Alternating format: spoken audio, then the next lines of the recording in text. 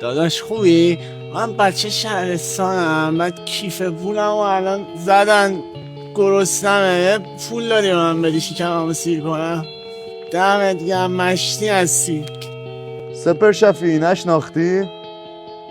نه. اینقدر زدی که بغل دستی دوران مدرسه تو یادت نمیاد؟ موسوی هم. توی نشناختم. تو که بچه شهرستان نیستی، چیکار کردی با خودت؟ چی بگم داداش، بعد روزگار دیگه. یادت مبصر بودی چاپلوسی منو پیش مدیر میکردی؟ این قدم لم دادی آخر اخراجم کردم. آره یادمه. بابام همیشه بهم میگفت با همه خوب باش، بذار وقتی اسمت میاد یاد خاطرات خوبت بیفتن. زندگی بالا و پایین داره، ولی ذات آدم فروشا هیچ وقت تغییر نمیکنه. با اینکه ناراحتم تو این وضع میبینمت، ولی کاش حداقل یه خاطره خوب ازت تو ذهنم بود. دلم میومد دستتو بگیرم. مراقب خودت باش.